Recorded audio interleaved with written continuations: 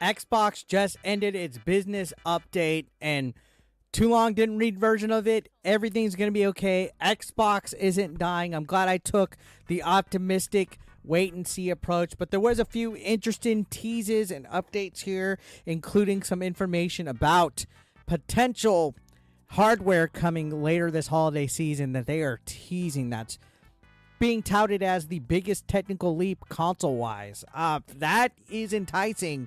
But on top of that, we got some Game Pass announcements. We got clarification that Xbox isn't going anywhere. And I wanted to talk about it in today's video. So before we get started, make sure you hit that subscription button, click that like, all that jazz. Let's go. Show 8-Bit Eric some love. So Xbox. I always think of the Xbox theme. X-Pac, not Xbox theme. They revealed their vision for the future today. They had a podcast roundtable with Phil Spencer, Sarah Bond, who I think is a baddie. Sarah Bond, if you're single, hit me up. And Matt Booty. They basically talked about the path forward for the Xbox brand and its platform, and their reports of plans to embrace a third-party publishing strategy. There was a lot of, kumbaya talk, a lot of beating around the bush. At times I felt Phil Spencer was a little bit more too talkative, way more than a YouTuber trying to get 8 minutes of watch time on their videos for the extra ad revenue spot. But anyways, this update confirmed that 4 games will be releasing on other platforms, but they didn't provide additional details. They didn't say which games they would be. More than likely, according to the reports, it was Hi-Fi Rush, Permanent, Sea of Thieves, but there was a 4th one. Who is the 4th man, right? They didn't announce that. They did confirm, however, that Indiana Jones and Starfield would not be 2 of those 4 games.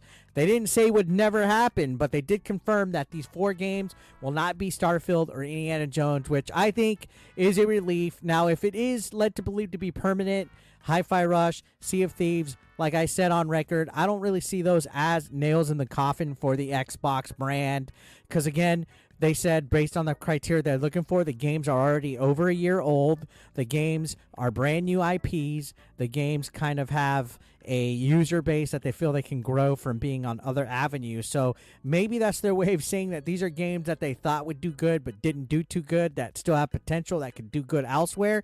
So yeah, no nails in the coffin. Not Halo, not Starfield, not Gears, not Forza, not Fable.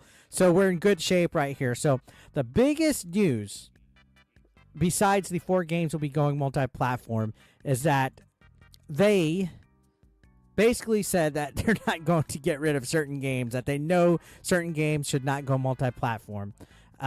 So maybe Grounded is the next one. This was the big news, though, that the multi-platform review, that they're embracing it. I mean, the biggest news out of everything is that they're going multi-platform, and he did say the teams that are building those games have announced plans that are not too far away. As we know, games teams put a lot of energy into their announcements and partners, so I don't want to take anything away from those teams. So I won't be talking about the titles specifically, but I think when they come out, it'll make sense. So he didn't want to steal the thunder from them. He wants these teams to make the official announcements that they are going multi-platform. Another big update is that they said Diablo 4 will be coming to Game Pass March 28th, with it being only the beginning for the Activision Blizzard titles and libraries coming to the service. I knew I shouldn't have bought that game when I did. I bought it 6 months ago. It was on sale, and I was like, man, this needs to come on Game Pass already. Well, it is, right? They got the Activision Blizzard library trickling down. This is exciting right here, guys. This is a big part right here. This is going to break some records. Diablo 4, yeah, it kind of had a little iffy launch, and some players were a little bit kind of miffed about the way the season pass grind was, but it's coming. They're putting full forward with it. What a banger title. There was confirmation of a June showcase coming up, that they were going to reveal more announcements. They said that there's 10 big releases from studios owned by Microsoft and Xbox coming to Xbox. They didn't say anything. They just said the June showcase would show more. They did say that all the first-party exclusive titles will be coming day one to Game Pass. That basically nothing's changing. They're just adopting more of a multi-platform strategy for certain IPs. That they're one of the biggest third-party developers in the world with all their acquisitions. So basically, what I suspected and others did, this wait-and-see approach, that they're still going to have the Game Pass anywhere. Every screen is an Xbox type of theory when it comes to having accessibility and stuff. But the one thing that caught my attention is the fact that they said that they would be having a large technical leap for hardware that you've never seen in a hardware generation for its next console. That they teased that. They said by this holiday they would be prepping an announcement for that. I am excited as ever. So yeah, there was a little bit of doom and gloom going into this presentation. People were a little worried. Me, not so much anymore. I think everything's going to work out all right. Because like I always said, if Xbox kind of went the way of Sega, I felt that it was basically going to leave Sony and Nintendo as the two players in town. And there's no real competition between that. Yeah, Nintendo sells the Switch like hotcakes. They got the big banger first-party titles. But if you can imagine a world where Xbox was just putting like Starfield, Gears, Halo onto the PlayStation, Sony would have everything but Mario, Link, and Star Fox at that point, all the Nintendo exclusives. So that wouldn't be good. Competition sparks creativity. I'm glad that Xbox went out and had 3 of the big major executives come out and say they ain't going nowhere. I hope now all the Xbox fanboys are a little bit assured, myself included, assured that everything's going to be okay. Obviously, they're focusing on the cloud and Xbox more than anything. But the fact that they confirmed that we're having a huge hardware, update soon, that's going to be the largest technical leap, that is exciting.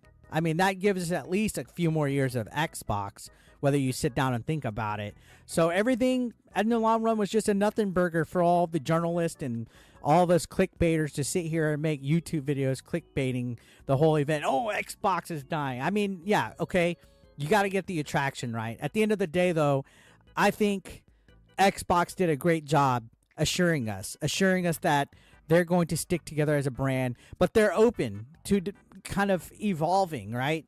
They themselves said games like Call of Duty and Minecraft have a user base that makes the community and the game itself thrive, and it has to go beyond exclusivity. That there's certain games out there, Roblox came up a few times, where it's all about that community and how you can interact and play with each other and cross-play and cross-save. They use a lot of terms that, go along with online live service games, and I think as a third-party publisher, they see that they have some of the biggest games out there that people play online with cross-play, with cross-save, so there's no reason to not take advantage of that and to accept, hey, certain games just can't be exclusive. For me, I personally would want Microsoft to have single-player Activision Blizzard games be exclusive. Everything that is multiplayer focused, like Call of Duty and so forth, throw those on multi-platform. Have them cross-play. Have them cross-saved. Take advantage of it. You got some of the biggest IPs in the world now. After watching this, because I watched it on my Rumble channel, by the way. I'm live streaming on Rumble now daily in the afternoon. Today I did 12 Central or 2 Central, but whether you're watching or not, just get in the afternoon. We had over 580 people watching me on Rumble. Holy smokes. YouTube, where you at? How come YouTube can't do that? When's the last time I had 580 people watching my stream? No, I'm just messing with you. Anyways, if you want to go watch that, we had a good reaction on there watching it and getting excited. This event had me pumped. Xbox is here to stay, guys. What are your thoughts? Let me know in the comments down below. I know this is a very divisive topic because a lot of you guys are pro Xbox. A lot of you guys are anti Xbox. Either way, if you are not excited about the future to come in regards to everything Xbox, I don't know what to tell you. You don't love gaming at this point. You don't want to see the gaming industry thrive because this is going to be exciting. This is going to be exciting. They saw where their weaknesses were. They saw certain titles would do better going multi-platform. They saw the Game Pass method is the way to go with the day one. They also hyped up a hardware update coming soon. I'm all for it. I'm waving that green flag today because they won. Now, the next thing that we got to talk about eventually, and that's for another video, is that Nintendo Direct rumor that supposedly Nintendo had a Direct plan for today, but Xbox and the wave of news that they were performing at this point with, the whole, hey, we got an announcement coming, kind of made them shy away from it. I don't think Nintendo did that, but regardless of which, maybe it was wise if that rumor was true for Nintendo to hold off, because Xbox, I think, took some thunder today. So I'm excited. It was all nothing burger. What do you guys think? Let me know down below.